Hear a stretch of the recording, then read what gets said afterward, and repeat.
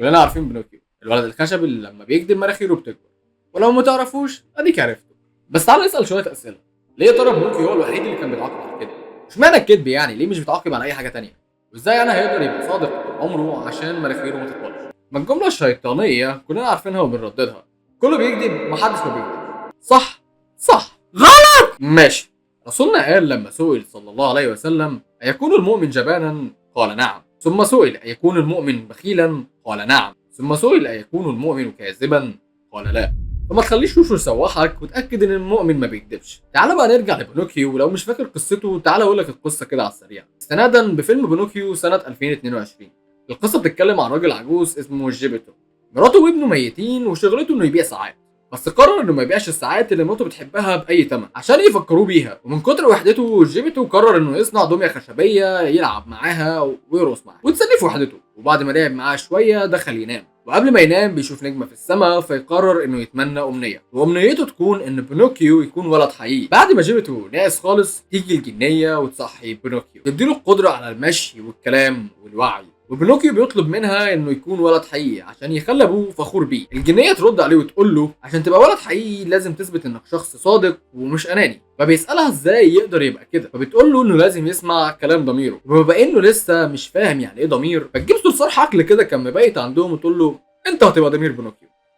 الصرصار هيبقى ضمير بينوكيو. المهم بعد فتره جيبتو هيودي بينوكيو المدرسه عشان يتعلم، بس في طريقه للمدرسه في ثعلب هيشوفه وعلى طول هياخد باله انه مميز ويقدر يبيعه للسيرك لانه دميه خشبيه وبيتحرك من غير سلوك. فالثعلب هيتكلم معاه ويحاول يقنعه انه ينضم للسيرك عشان يبقى مشهور، بس بينوكيو هيرفض في الاول. يقول له انا عايز ابقى ولد حقيقي عشان ابويا يفخر بيا. ساعتها الثعلب هيرد عليه ويقول له Why would you be real if you can be famous؟ ليه تحاول تبقى شخص حقيقي لما ممكن تبقى مشهور والناس كمان تحبك؟ وساعتها ابوك هيبقى فخور بيك جدا. بينوكيو عينه بتلمع والكلام بيعجبه، فبيمشي مع الثعلب ناحيه السيرك. بس ضميره بيجي وبيقدر يوقع الثعلب على الارض، وبيتكلم مع بينوكيو ويقول له ان ده غلط وانهم بيضحكوا عليه وانه ما ينفعش يثق في اي حد عشان اغلب الناس كدابين. فبينوكيو بيساله باستغراب: ما انا كده ما ينفعش اثق فيك انت كمان؟ ضميره هيفكره بكلام الجنيه ان هو ضميره وان هو الوحيد اللي يستحق ثقته. فبينوكيو بيسمع الكلام ويروح المدرسه، بس اول ما بيدخل بيطردوه بره ويتريقوا عليه ويقولوا له المدارس للناس بس الحقيقيين، انما الدمى الخشبيه مكانها السر. فبينوكيو قعد يعيط وانهار. وفي وقت ما بينوكيو كان قاعد بيعيط وبينهار، الثعلب بيقدر يستفرد بضمير بينوكيو ويحبسه ويستغل الزعل ده ويغريه تاني السيرك والشهره وحب الناس. وبينوكيو فعلا بيروح معاه.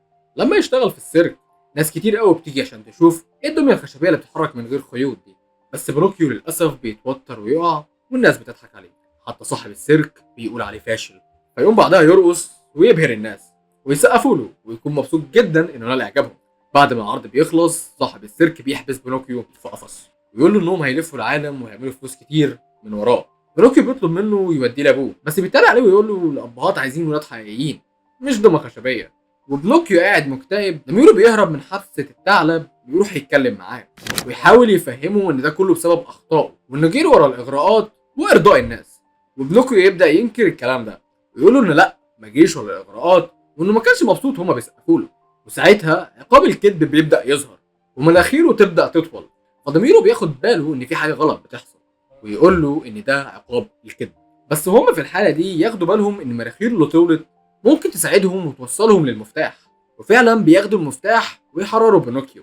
بعدين بينوكيو بيبدا يصارح ضميره ونفسه بالحقيقه ويعترف انه فعلا كان حابب الشهره وانبهار الناس بيه، بس يفهم ويتعلم الدرس.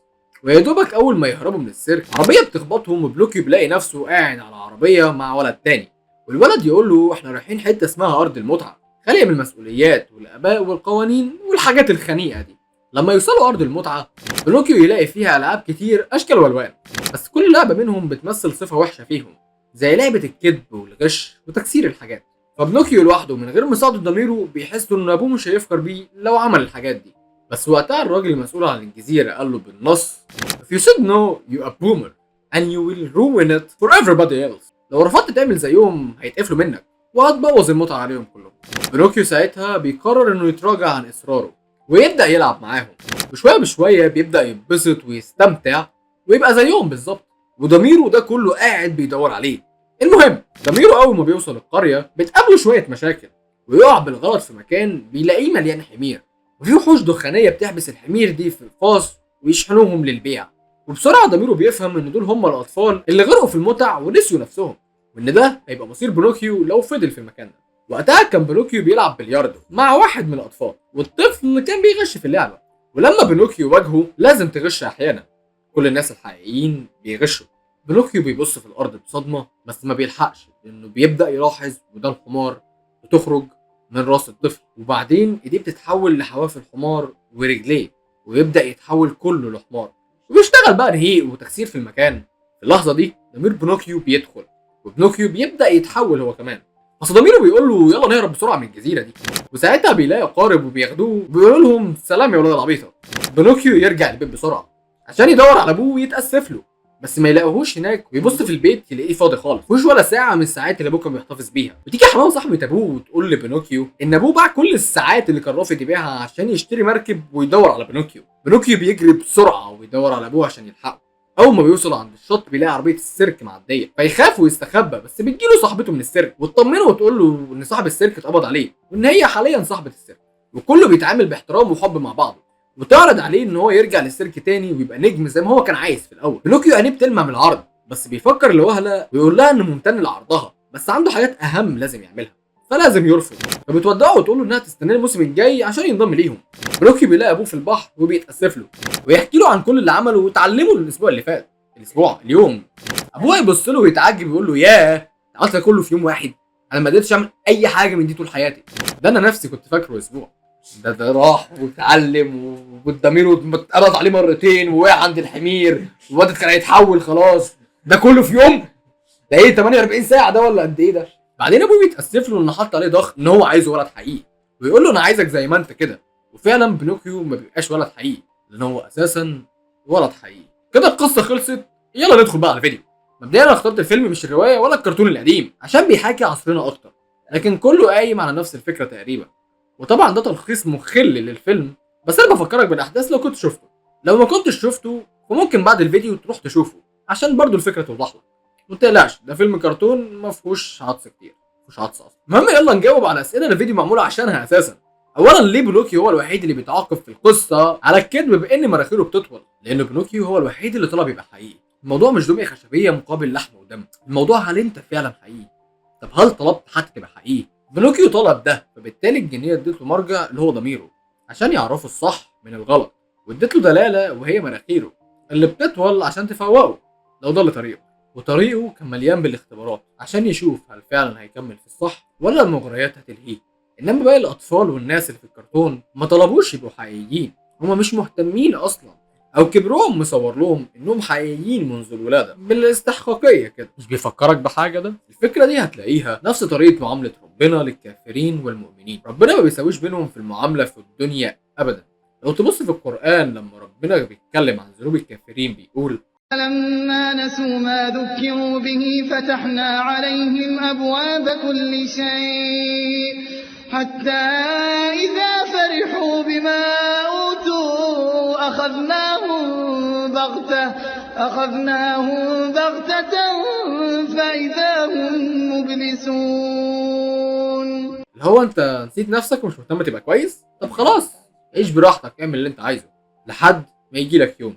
انما ربنا لما بيتكلم عن العباد الصالحين وقت ذنوبهم بيقول أم حسبتم أن تدخلوا الجنة ولما يعلم الله الذين جاهدوا منكم ويعلم الصابرين.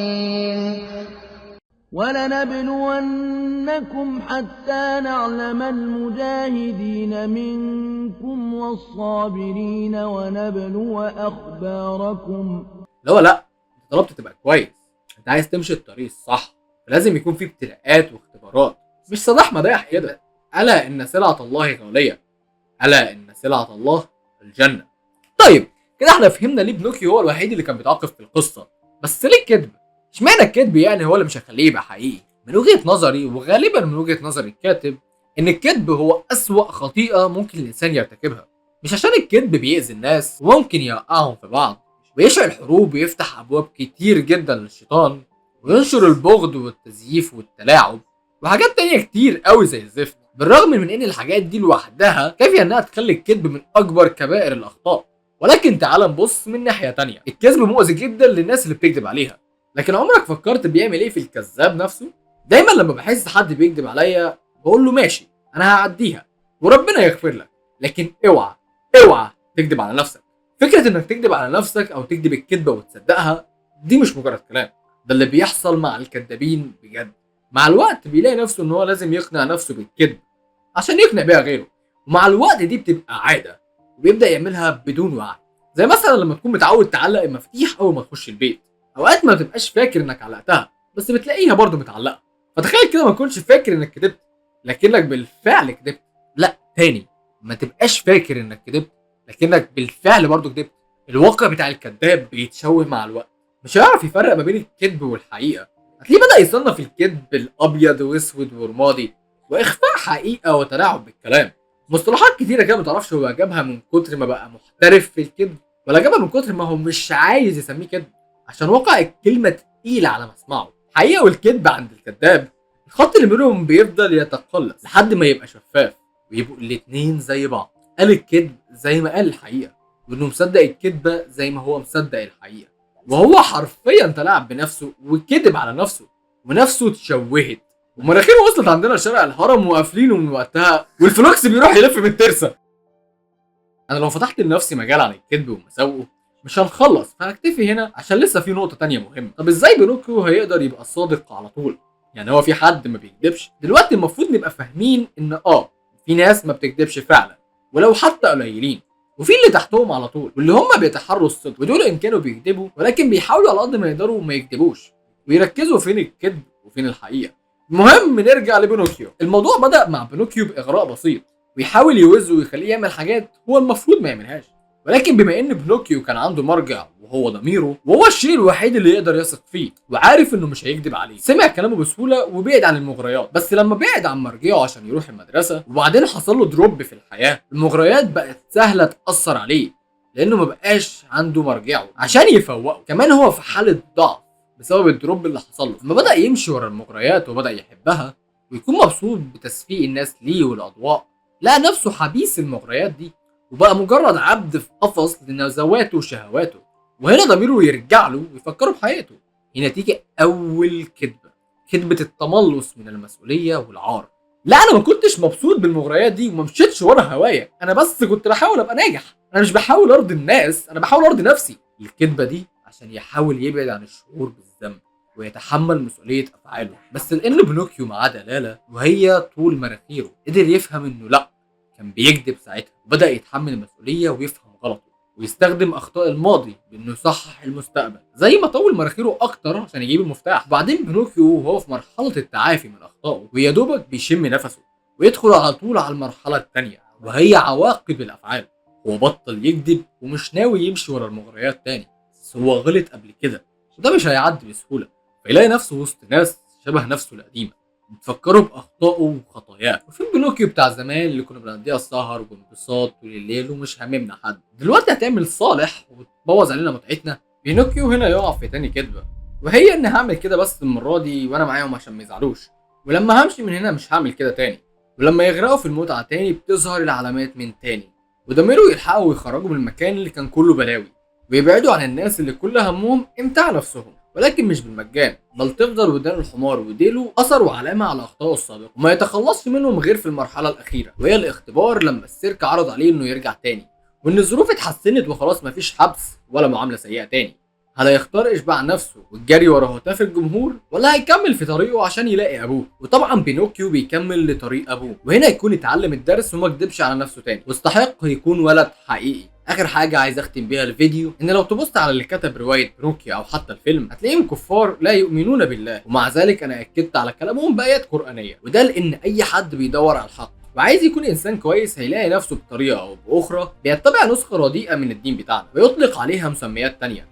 بص لعلم النفس مثلا هتلاقيه كله بيتكلم عن ضبط النفس ومراقبه افعالك وتبديل العادات السلبيه بالايجابيه، اللي هو بجد يعني ده مش قرآن؟ بس في الاخر مستني ايه؟ ربنا قال ولن تجد لسنة الله تحويلا. في النهاية اي شخص بيحاول يكون كويس في الدنيا دي هيلاقي نفسه بيتبع طريق ربنا، بس الفرق ان انت عندك مرجع قوي وصلب بيقول لك ازاي فعلا تبقى كويس، انما هم مراجعهم من صنعهم فبيسيبوا في حاجات ويخطئوا في الاخرى، فيلتبس عليهم الحق والباطل. وبس كده لحد هنا يكون الفيديو خلص. اشوفكم في فيديو جديد. سلام.